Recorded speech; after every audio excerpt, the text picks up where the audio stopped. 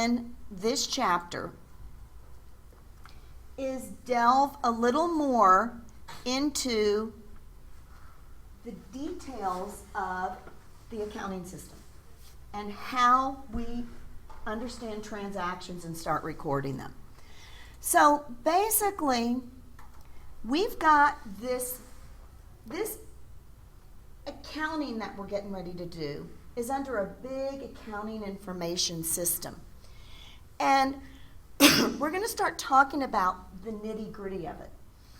We are going to have various transactions that we're going to record. And these accounting transactions are just part of business functions. But these business functions usually have some type of document that represents what transpired or what occurred within the business. So when a transaction occurs, we're going to take that potential transaction and analyze it.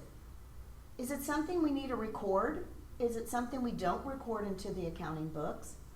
And what is happening specifically with this transaction? What's going up? What's going down? What accounts are being affected?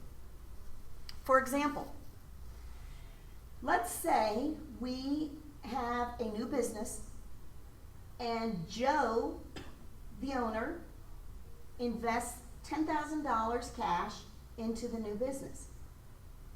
So, this is a transaction. Do we need to record this transaction? Was there an economic event that took place related to this we need to record? If so, what is it we need to do? Joe invested $10,000 cash into the company. Well, what accounts is that affecting? Cash. Joe's investing cash. Cash goes up. Cash is an asset, a current asset. But what would be the other side of this equation? Well, he's in what? Exactly. I didn't say Jones loaning the company $10,000, did I? I say Joe's investing into the company. So we're going to take transactions and just analyze them, talk about them. And basically, we're going to report them. We report them into this storehouse we call accounts. Accounts are cash. Account can be accounts receivable. It can be equipment. It can be dividends. They're all different stores that we house information. Then we're going to talk about some specifics of the accounting records and ultimately create something called a trial balance. So the accounting system is basically a process of where we collect data, we process data, and we ultimately communicate the data to the end user. So basically, we collect documents from the business. We then analyze these documents and determine, by processing them, where do we, in the accounting system, how do we record them? Then once we record all these documents, we're going to ultimately create financial statements, which is the way we communicate to end users. Okay? So most businesses are computerized, thank God. Because when I first started working back in '82, I had a huge general ledger book. So when I did the accounting, I literally had to go from page to page and record them. Do you know the errors you get mathematically? I had the newest Apple out, and it had just a floppy drive. So at least I could use Excel. At the time it was called Lotus. So I could at least create I could have columns. But everything was done by hand.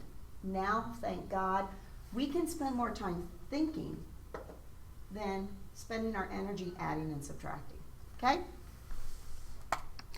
Transactions. Transactions are economic events that require recording in the financial statements.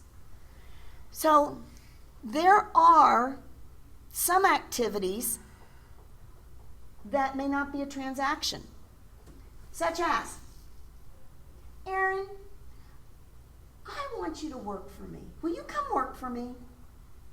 Aaron starts work. Is that a transaction we're going to record? No. It was an event. He's working for me now. But there's nothing to record. Now, when he gets his first paycheck, is that a transaction we're going to record? Yep. Yes. So there are a lot of transactions, but not every transaction is an economic event, such as, you know, Joe, I think I want to buy some of your equipment from Bodybuilders, you know, Exceptional. Oh, good, okay.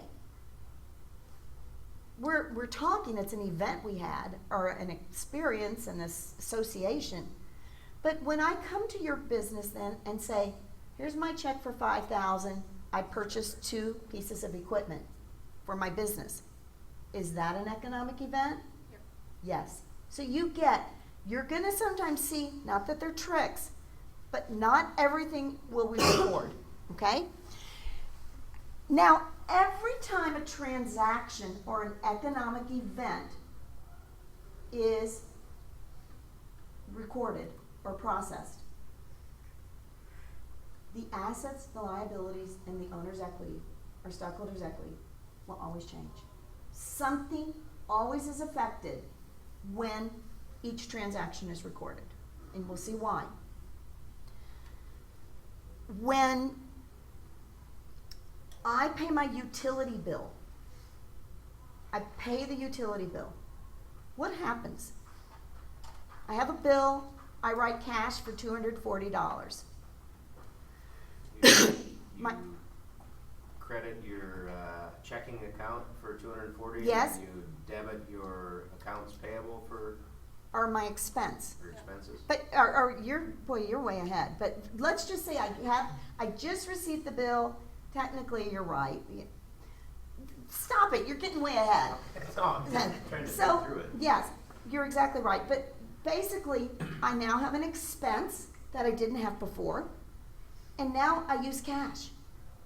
So do you see how our assets, liabilities, and stockholders' equity changed after just one event? My cash went down, my expense went up, which basically ultimately reduces my stockholders' equity when I pay something, okay? Or pay an expense. Now, the way we record transactions is we always record at least 2 accounts. A minimum of 2 accounts will always be affected in every transaction we do. And we'll get on that in a minute. So, are the following events recorded in the accounting records? The event is purchase a computer. Yes? How about discuss guided trip options with potential customers? Pay rent. Yes. Is the financial position, or assets, liabilities, or stockholders' equity of the company changing? When we discuss a guided tour, just like when I discuss with Joe about purchasing equipment, nothing's happened, okay?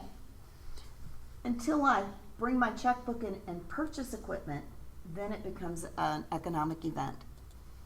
Okay, so you know our basic accounting equation again? Assets, resources a company owns or controls that provides a benefit in the future, more than just this period. Liabilities, obligations that a company needs to pay in the future, right? And then we've got our stockholders' equity section, which is basically a residual of the difference. Now, we know our stockholders' equity has capital in it. It has the previous retained earnings plus net income minus dividends. So, this gives us an expanded version of the accounting equation. Our stockholders' equity section consists of capital, When Joe invested money into the business, he invested capital. Most businesses, we call it common stock. That is the form in which people invest into a company. We issue shares of common stock in return for their money. But let's just think of a small business. We go and open a sole proprietorship. We don't have stock.